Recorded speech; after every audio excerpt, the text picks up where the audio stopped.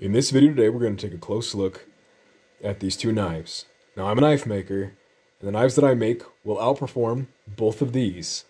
However, if I wasn't a knife maker, and I was just somebody looking to buy a knife, I know which one of these I would choose. And in this video, I'm going to cover which one that is and why. First, let's talk about some of the differences between these knives. Let's start with the Benchmade Saddle Mountain Skinner.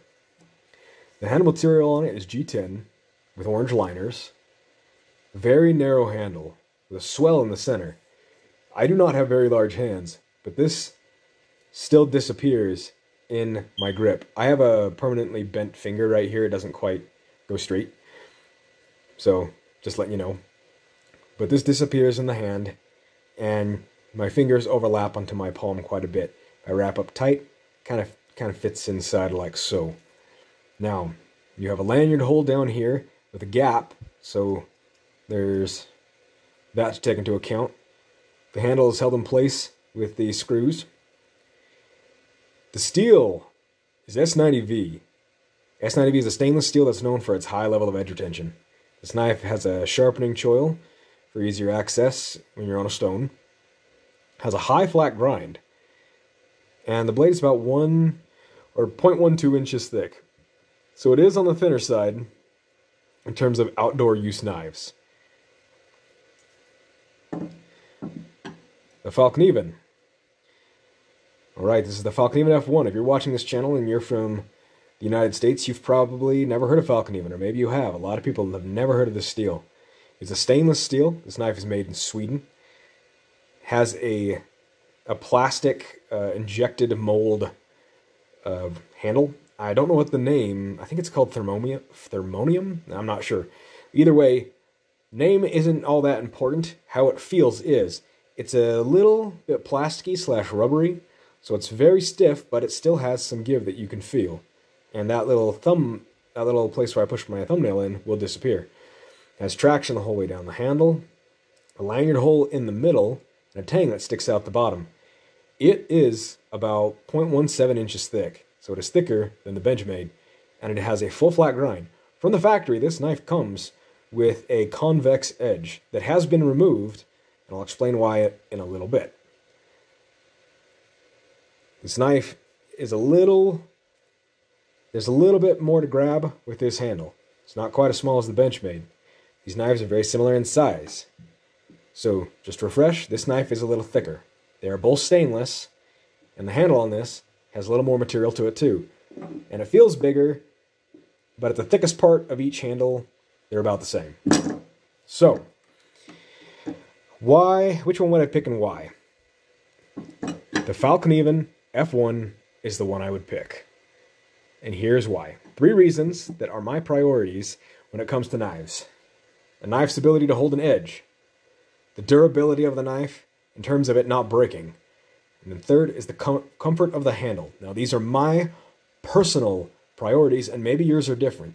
So I'm not judging anyone who thinks differently than me, although I might think that you're a little silly in your opinions, but I probably won't say it out loud to be nice. So,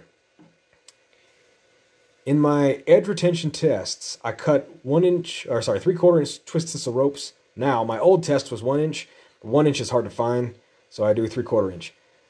The Benchmade Saddle Mountain Skinner made it to 60 passes, and that's when the knife had a fairly decreased amount of shaving ability. Oh yeah, that's one thing I forgot to mention, is I also shave hair off and watch how the knives perform. And I used to push until they stopped all the way. Now I just push them until they've slowed down a certain extent. So at 60 passes, the Benchmade and S90V stopped shaving hair. It was still very sharp, just not capable of shaving. The Falkniven from the factory did only do 10 passes. And that is horrible. Horrible, horrible, horrible, horrible. But you might be wondering why then would I pick it. Because once I gave it an edge with my own sharpening, it then went to 110 passes before it slowed down to the same degree as the Benchmade. So almost double the edge retention in my style of testing. Now, I do it in a very particular way, and other people do their testing in their own ways. I use very aggressive pushing to see how the edge retention will hold up against that type of work, because that's the kind of work I feel like a lot of my knives go through. So in edge retention, the F1 beats it. Now the steel in this knife, in case I didn't say it before, is laminated COS, because this knife comes in several steels. I don't know about the performance of any of the other ones, but the laminated COS beat the Benchmade in S90V. And that doesn't mean that every S90V knife would lose in this contest compared to the F1, because not every S90V knife on the market is heat treated the same. Heat treatment is the biggest determining factor in performance of knives when it comes to an ability to hold an edge. Now, the second thing, durability. The Benchmade has a high flat grind and has a small flat. The knife itself is 0.12 inches thick. The Falkniven has a full flat grind and it is about 0.17 inches thick. But also, the thickness behind the edge of the Falkniven is just slightly more than behind the Benchmade. The Benchmade is really trying to be a scalpel.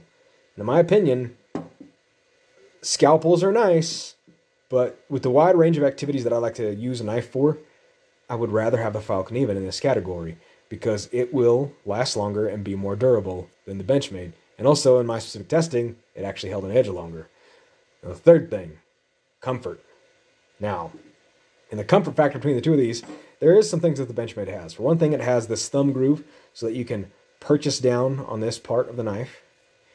The spine is lined up with the handle, which I kind of like to be in this mid-range a lot of the time with my skinning and with a lot of my activities. But the handle is too thin for me. It's too small. There's a test I frequently do where I wrap my hand around a knife and I just push it. Let's see here if we have something. I've got a ferro rod here. Now, if I just push, I can already feel where the knife is digging in, to where if I was to use it for several hours, it would eat away really, really aggressively. So the Benchmade is just not comfortable for my particular hand.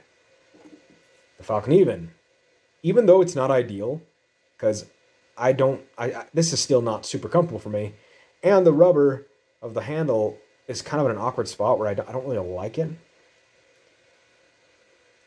I can still get up higher or be down lower,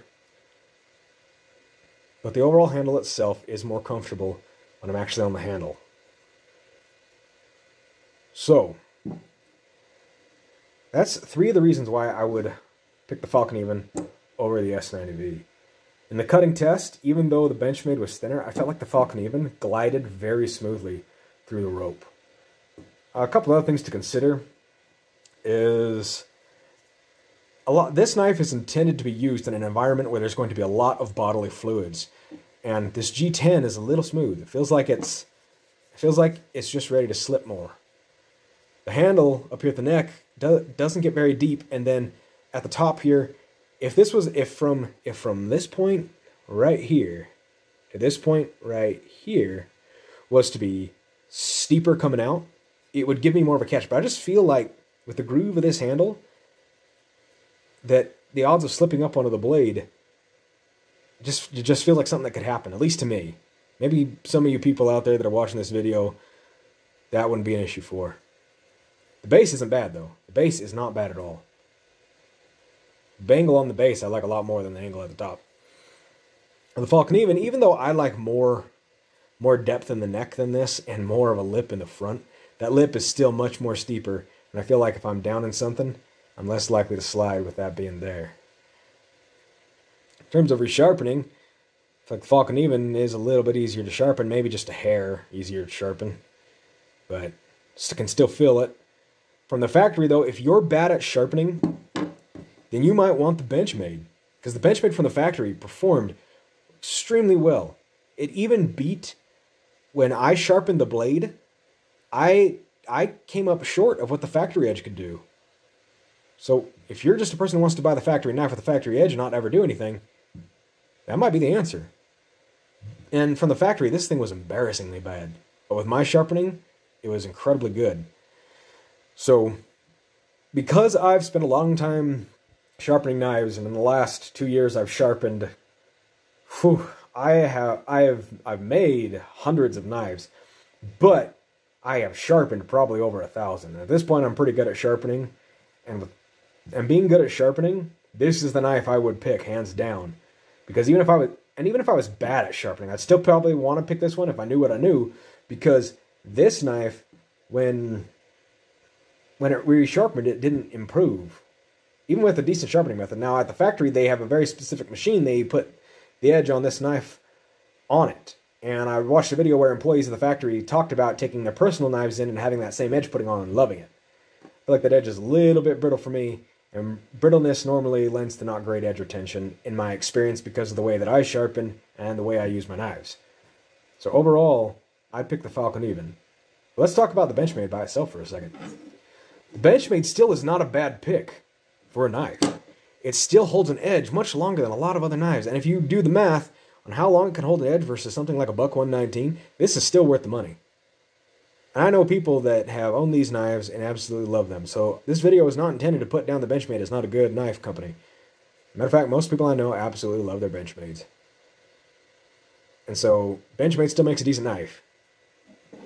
But for me personally, I would be picking the Falkniven.